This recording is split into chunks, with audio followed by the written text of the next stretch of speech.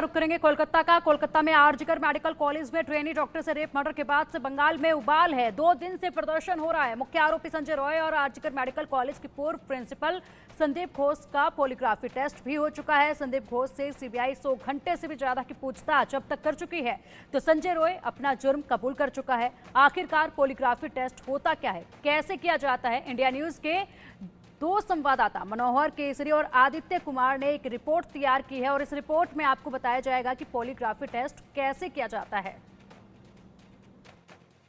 निर्भया कांड हो या निठारी कांड या फिर श्रद्धा वाकर मर्डर केस या अब कोलकाता के आरजी मेडिकल कॉलेज में ट्रेनी डॉक्टर की रेप और हत्या, इन सभी मामलों ने देश को झकझोर करके रख दिया है।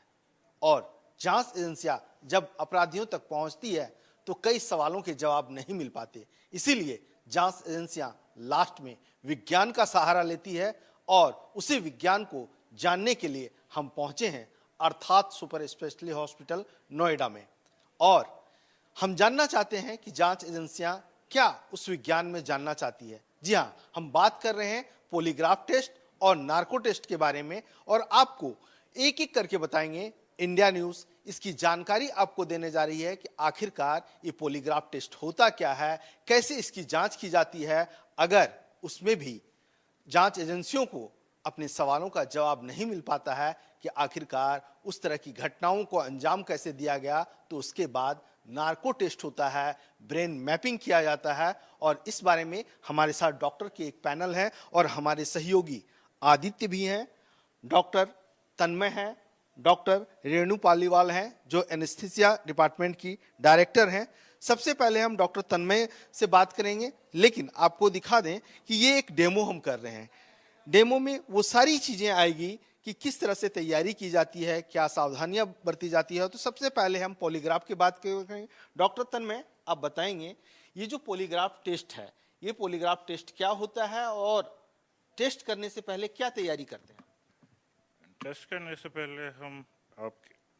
करने से पहले हम रोगी का पहले तो हमें कंसेंट लेना पड़ेगा। रोगी से मेरा मतलब है इस केस में क्रिमिनल। यूजुअली हम मॉनिटर्स में हार्ट रेट, ब्लड प्रेशर और सैचुरेशन और स्वेटिंग पैरामीटर्स हम देखते हैं, स्किन। और पहले यूजुअली हम मरीज से कुछ पूछते हैं जो कंट्रोल क्वेश्चन होते हैं, जैसे आपका नाम क्या है, आपकी स्कूलिंग कहाँ हुई, जिनका जवाब हमें पता है कि वो सच दे रहा है, या फिर गलत पूछते हैं जिसका हमें पता है कि वो जवाब गलत दे रहा है। फिर then we start going on कि इस घटना से संबंधित कुछ, उस दिन आप कहाँ थे, उस समय आप कहाँ थे, फिर हम उसके बारे में पूछते हैं। बिल्कुल।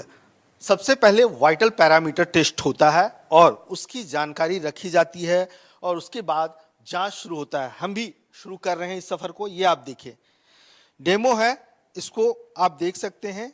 जो अपराध करता है, जिसका पॉलीग्राफी टेस्ट होना है, वो इसी तरह रहता है। और ये आप जो देख रहे हैं, जो बॉडी का वाइटल पैरामीटर होता है, चाहे ब्लड प्रेशर की बात करें या फिर हम हार्ट बीट की बात करें या फिर हम स्वेटिंग करने के बाद किस तरह से फ्लक्चुएशन होता है उसकी बात करें, तो इन सब को मॉनिटर किया जाता है।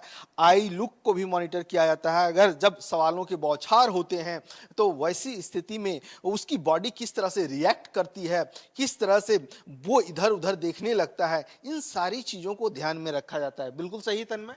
बिल्कुल, यही हम पूछते हैं कि अगर रोगी गलत जवाब दे रहा है तो फिर वो नर्वस हो जाता है, फिर उसके हार्ट रेट में, बीपी में फ्लक्चुएशंस आने लगते हैं, he will start to sweat a lot, ऐसा भी होता है। और रेस्पिरेटरी रेट ऊपर नीचे हो सकता है, सांस ऊपर नीचे हो सकती है। ये हो सकता है रोगी के साथ जब वो गलत जवाब दे रहा है, क्योंकि उस टाइम रोगी का, जब हम झूठ बोलते हैं तो सिम्पैथेटिक ओवरड्राइव में चला जाता है, तो उस time heart rate, blood pressure, ये सारी चीज़ें फ्लक्चुएट कर सकती है। क्योंकि यहाँ पर मैंने देखा है जो इलेक्ट्रोड्स आप लोगों ने ईसीजी के लगाए हैं और वहाँ पर डिफरेंट करा, जब हम लोग बातचीत कर रहे हैं तो कितने कॉन्शियस होना पड़ता है उस दौरान? बिल्कुल होना तो पड़ता है। जब हम ईसीजी उसके इलेक्ट्रोड्स लगाते हैं तो बिल्कुल मॉनिटर करना पड़ता है कि उस टाइम हार्ट रेट क्या चल रहा है। इस टाइम हम वो नहीं देख रहे कि हार्ट पे अटैक पड़ रहा है या रिदम क्या है। इस टाइम हम बस ये देख रहे हैं कि फ्लक्चुएशन कितनी आ रही है। जब हम रोगी से पूछेंगे कि इस सवाल का जवाब क्या है, तब वो अगर झूठ बोल रहा है तो उसमें फ्लक्चुएशन यूजुअली आते हैं। बिल्कुल डिफरेंस आता है। और एक जो पूरी टीम होती है जो डेटा एनालाइज करती है, जिसमें कई लोग होते हैं मेडिकल फील्ड से, वो इसको डेटा एनालाइज करते हैं और जो एजेंसियों को मदद करता है। क्या पॉलीग्राफी टेस्ट वाला व्यक्ति गलत जवाब दे सकता है? क्या पॉलीग्राफी टेस्ट देने वाला शख्स झूठ बोल सकता है? संवाददाता आदित्य कुमार की ये रिपोर्ट देखिए। हमारे साथ सहयोगी हमारे आदित्य हैं। आदित्य भी कुछ हमारे दर्शकों को बताना चाह रहा है और डॉक्टर की टीम से पूछना चाह रहा है। आदित्य, क्या पूछना चाह रहे हैं आप? मेरे मन में डॉक्टर साहब दो प्रश्न हैं। एक तो ये कि क्या मरीज या जो भी जिसकी पॉलीग्राफ टेस्ट की जा रही है, क्या वो क्वेश्चन को मोल्ड कर सकता है या कोई आपको छलावे के साथ आपको गलत जानकारी दे सकता है? ये कुछ पॉसिबिलिटीज होती है? ये बिल्कुल होती है। This is not 100% accurate test. ये जो कोई भी इस टेस्ट का कोई गोल्ड स्टैंडर्ड नहीं है। मरीज बिल्कुल आपको गलत जवाब दे के घुमा सकता है। इसमें कोई गोल्ड स्टैंडर्ड टेस्ट है नहीं जिसके साथ आप कंपैरिजन कर सकें। एक बात और दूसरी कि जिस तरीके से आपने कहा कि मरीज जो है गलत जानकारी दे सकता है, तो उससे बचने के लिए क्या कोई उपाय है या कोई तैयारी आप लोग पहले करते हैं या कुछ इससे जुड़ी कोई चीज ताकि और बेहतर तरीके से जांच हो पाए? हाँ, जैसा मैंने बताया कि पहले हम उससे यूजुअली क्या करते हैं, पहले जो नॉर्मल सवाल है, जैसे हमें पता है जिसका जवाब वो सच या झूठ दे रहा है, मतलब जैसे आपकी स्कूलिंग कहाँ हुई है, आपका नाम क्या है, या फिर हम उससे कुछ बिल्कुल ही गलत पूछ सकते हैं, तो उसके बाद ही एक स्टैंडर्ड सेट ऑफ क्वेश्चंस हम यूजुअली पूछते हैं। उसके बाद फिर हम उस घटना से रिलेटेड पूछते हैं। That's the only preparation you can do. इसके अलावा तो और कुछ नहीं। जैसे मैं अभी दर्शकों को एक चीज और मनोहर में दिखा देता हूँ कि जिस तरीके से ये पॉलीग्राफ टेस्ट लगा हुआ है इनका, तो इनसे हम, क्योंकि इनका नाम हम नहीं जानते हैं, दर्शक इस बात को जाने की किस तरीके से टेस्ट होता है, तो मैं कोई रैंडम एक क्वेश्चन पूछ के देखता हूँ। आपका नाम क्या राम है?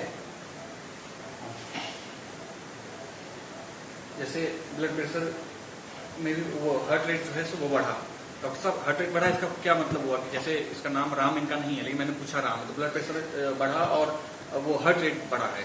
इसका ये मतलब है कि ये कॉन्शियस हो रहा है।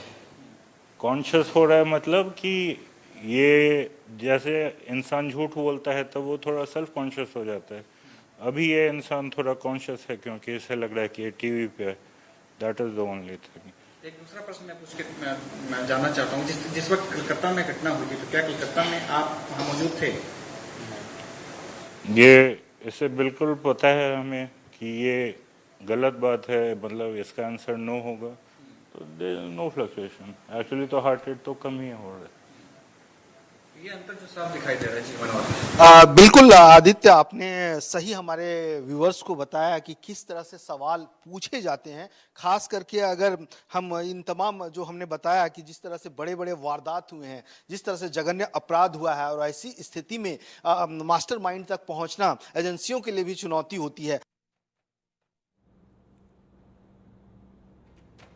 पॉलीग्राफी टेस्ट में कितना समय लगता है? पॉलीग्राफी टेस्ट के दौरान क्या क्या होता है? पॉलीग्राफी टेस्ट के दौरान क्या पूरा प्रोसेस रहता है? संवाददाता मनोहर केसरी की ये रिपोर्ट देखिए। मैम, जो ये पॉलीग्राफ का टेस्ट होता है, कितने देर का सेशन होता है? मतलब तो आप क्वेश्चन का एक पूरा जो आपका क्राइम सीन से रिलेटेड जितने भी क्वेश्चन आप पूछे जाते हैं, एटलीस्ट मिनिमम 10 to 50 मिनट्स होना चाहिए, क्योंकि 5 मिनट्स में तो खैर मरीज कुछ भी कर सकता है। एक लंबे समय तक 15 मिनट 50 मिनट्स क्वेश्चन पर डिपेंड करेगा आप कितना बड़ा क्राइम है, कितना आप क्वेश्चन बनाना चाहते हैं। कुछ तो कंट्रोल क्वेश्चंस हैं, जबकि उसके पास लाइफ, उसकी हैबिट्स बारे में पूछ सकते हैं। बहुत पर्सनल क्वेश्चंस नहीं पूछ सकते हैं कि जैसे कि मतलब उसके ये भी है कि भाई ये नहीं कि तुम्हारे क्या अफेयर्स रहे, क्या लव हुआ, ऐसा कुछ आप क्वेश्चंस नहीं पूछ सकते हैं। एक जनरल हैबिट्स पूछ सकते हैं। तो कुछ तो कंट्रोल क्वेश्चंस के लिए हो गए 5-7 मिनट, और बाकी 10 मिनट आपके नॉर्मल क्राइम सीन्स को लेके जो आपके क्वेश्चंस बनते हैं, डिपेंड करेगा कितना बड़ा रिपोर्ट है, कितना बड़ा क्राइम है।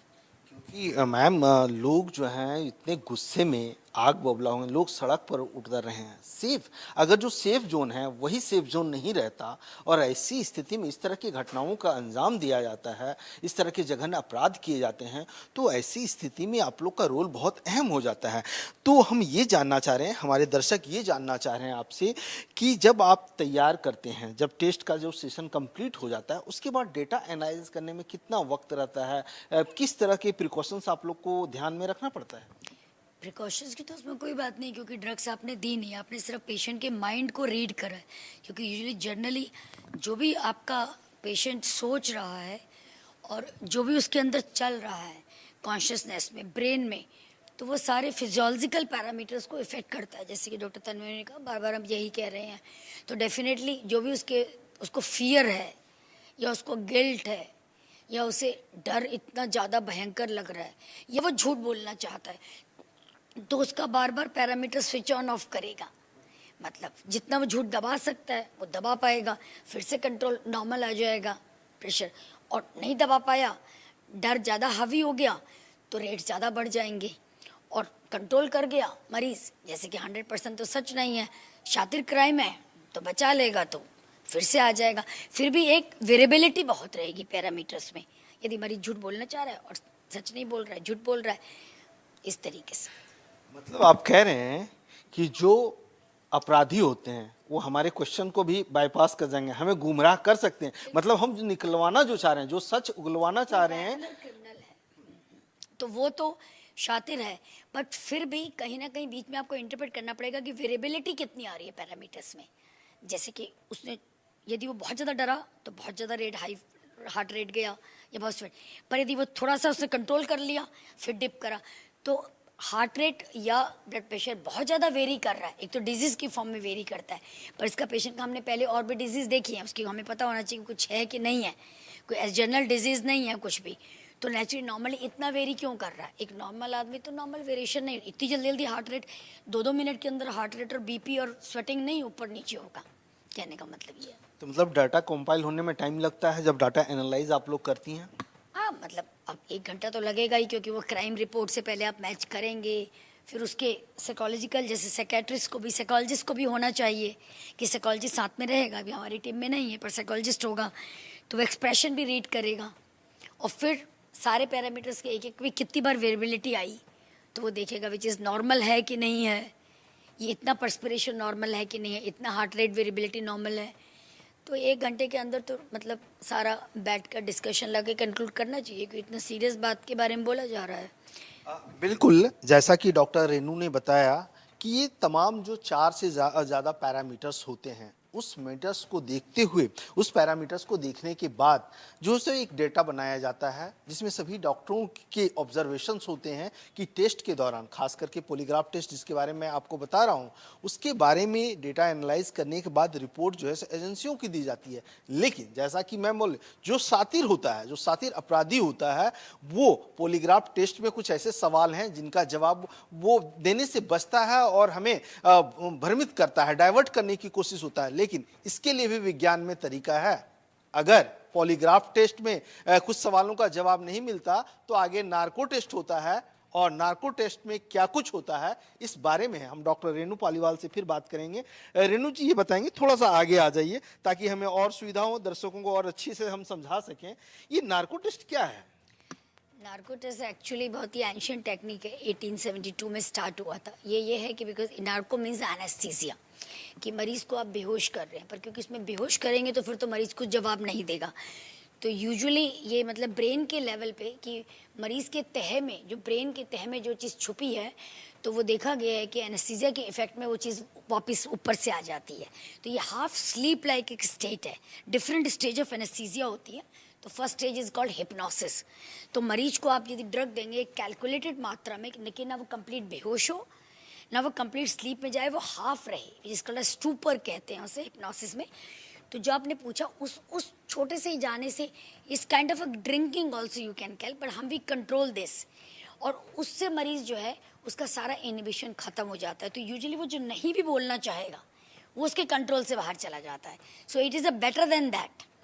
मतलब हम आम भाषा में ये कह सकते हैं कि जो भी अपराधी होते हैं या जिनका भी नार्को टेस्ट होना होता है, वो वो हम अर्ध बेहोशी या बेहोश करके बेहोश नहीं कर सकते, मतलब स्लीप लाइक वो स्टेट, जगे हुए हैं, वो जगे हुए जरूर है, जगे नहीं होगी तो आपको क्वेश्चन का आंसर कैसे? ब्रेन काम नहीं कर रहा है। ब्रेन उनके कंट्रोल से बाहर चला, ब्रेन तो काम कर रहा है, क्योंकि आपसे पूछ रहे हैं, वो छुपा भी सकते हैं, मतलब ऊपर नहीं जा सकते, पर जैसे आधी नींद में है तो ब्रेन काम कर रहा है पर ब्रेन का कंट्रोल चला गया, तो कंप्लीट लाई नहीं कर पाएंगे, पूरा झूठ नहीं बोल पाएंगे, कुछ ना कुछ स्लिप ऑन जरूर हो जाएगा, क्योंकि आधा चीज़ लाइक अ ड्रिंकिंग, तो आप मॉलिक्यूलर सेलुलर ब्रेन के लेवल पे यदि आप ब्रेन को उस वक्त ईईजी देखेंगे और ब्रेन मैपिंग करेंगे तो आप देखेंगे कि पेशेंट के इनहिबिशन कंट्रोल चले गए हैं। जैसे स्लीप की भी डिफरेंट स्टेज होती है, ऐसे एनेस्थीसिया की भी स्टेट होती है।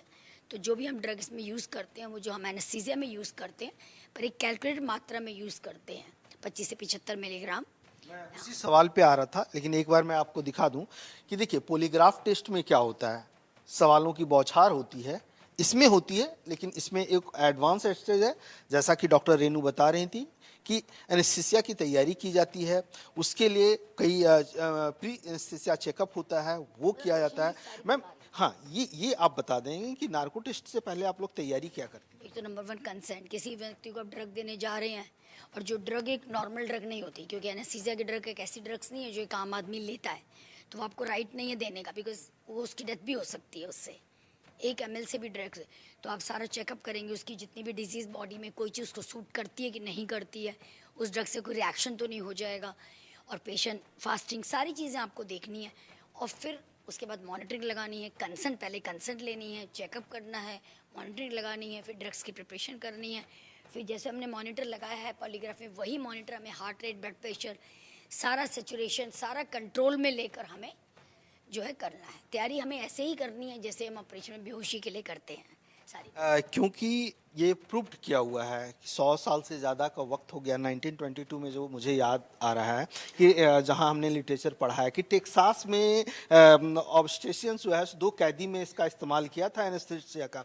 तो ये दवाई क्या है, कौन कौन सी दवाइयाँ आप टूथ सीरम इंजेक्शन के रूप में आप लोग इस्तेमाल करते हैं? सोडियम पेंटोथल, सोडियम अमाइटेल, और एक स्कोपोलामीन भी है, पर यूजुअली सोडियम पेंटोथल ज़्यादा यूज़ होता है ना, तो मतलब 25 to 75 मिलीग्राम, तो उसको आप डाइल्यूट करते हैं, जो ड्रग में इंजेक्शन आता है, तो 75 मिलीग्राम मतलब 25 से 75, 1 ml से 3 ml ड्रग आप देते हैं, तो उतने में पेशेंट आधी नींद में और आधा जगा हुआ होता है, मतलब आपको सुन रहा होता है, और पर इतना कंट्रोल में नहीं होता कि मतलब वो बात को बिल्कुल छिपा जाए, कहने का मतलब ये है।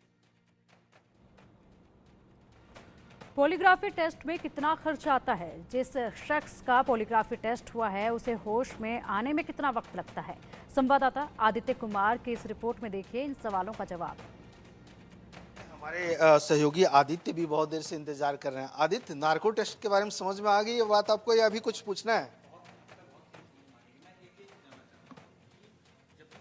होता है तो टेस्ट के समय क्योंकि खर्चीला है, आप जो दवाई नाम ले रही हैं वो दवाई महंगी आती है, तो क्या वो गवर्नमेंट प्रोवाइड करवाती है या जांच एजेंसी प्रोवाइड करवाती है? डेफिनेटली क्रिमिनल का तो गवर्नमेंट ही करवाएगी, मतलब कोई प्राइवेट आदमी तो करेगा नहीं नार्को टेस्ट, तो वो तो सारा गवर्नमेंट की जिम्मेवारी है, मतलब जो भी टेस्ट कर रहे हैं, जिसने भी कहा है एजेंसी ने, कोर्ट का मतलब उसके बाद एक बार दवाई देने के बाद कितना समय लगता है जागृत अवस्था में आने के लिए? क्योंकि एक बार बेहोश हो गए फिर कितना समय तक नॉर्मल होने में? 15 to 30 मिनट्स, इतना वक्त नहीं है, कि डोज पे डिपेंड करता है। अब ये भी डिपेंड करता है कि यदि रिक्वायरमेंट ऑफ डोज भी हर मरीज की फ़र्क है, ऐसा नहीं कि 75 है, हो सकता है कोई 75 में बिल्कुल ही जगह रहे, वेट के अकॉर्डिंग भी दिया जाएगा, 1 to 3 मिलीग्राम पर केजी बॉडी वेट, तो उसका बॉडी वेट कितना है, कितना दे रहे हैं 1 मिलीग्राम, ये नहीं कि सबको 25 होता, 25 से बिल्कुल ही जगह रहे, तो आपको थोड़ा उसको स्लीप में जाना चाहिए, तो उतना ही जगने में समय लगेगा, जितना सोने में लगेगा थोड़ा बहुत उतना जगने में लगेगा, वो उसी वक्त टेबल पे ही डिसाइड किया जाएगा। पर आप बहुत ज़्यादा ड्रग नहीं दे सकते, मतलब बिल्कुल स्लीप में नहीं जाए, इतना आपको ध्यान रखना, कंट्रोल्ड डोजेस देना होगा। थोड़ा सा यदि बहुत ऊपर आने लगा तो आप 1 ml और ड्रग दे सकते हैं, थोड़ा 25 थोड़ा सा डोज और दिया तो थोड़ा, फिर यदि आपका क्वेश्चंस का लिस्ट बहुत ज़्यादा है वो आपके, तो वो तो जो क्वेश्चन फॉर्मुलरी है वो डॉक्टर नहीं बनाएगा, वो तो क्राइम सीन वाले क्या क्या जानना चाहते हैं। आदित्य, मैं मैम को भी रुकना चाहता हूँ। आपने बहुत अच्छी जानकारी दी कि कितना ml, 75 ml के आसपास टूथ सीरम इंजेक्शन के लिए। 75 milligram, ml is 3 ml, 1 ml से 3 ml। ले सकते हैं और 75 मिलीग्राम।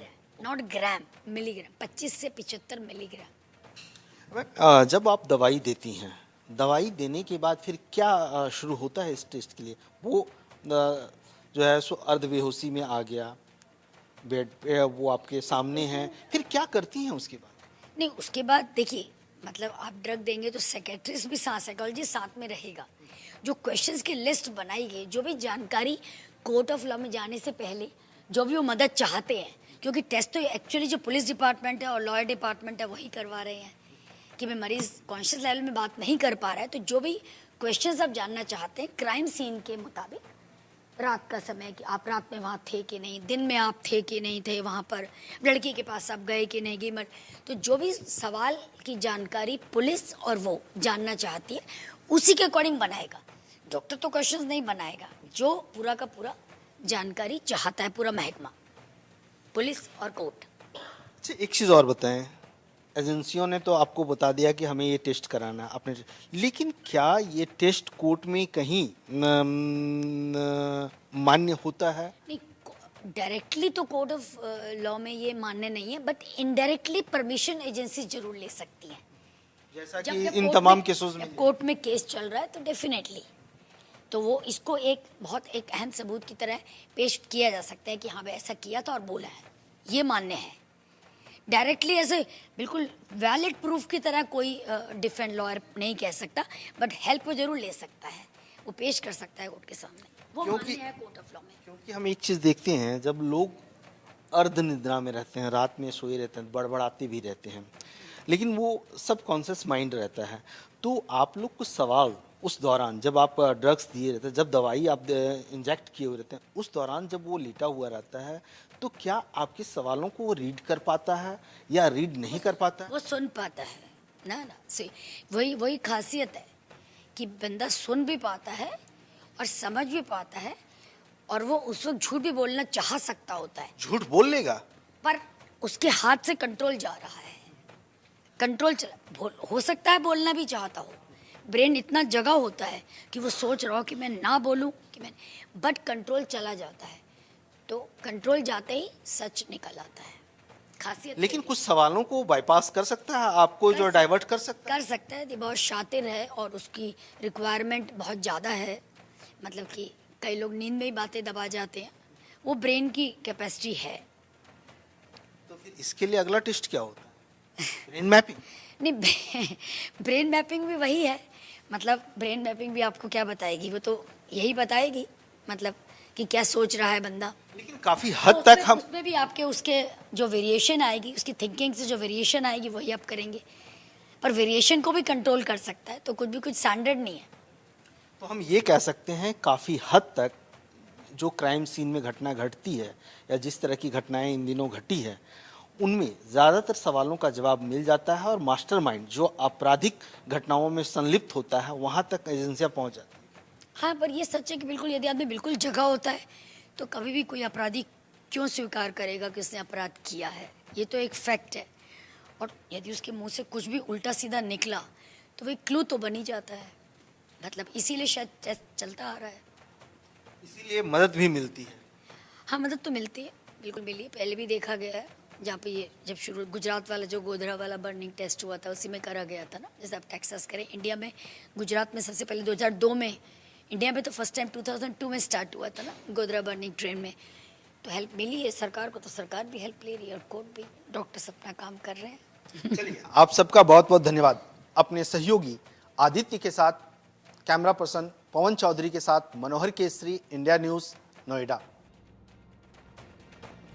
बुलेटिन में रुकेंगे एक छोटे से ब्रेक के लिए। खबरों का सिलसिला लगातार जारी है, आप देखते रहिए इंडिया न्यूज़।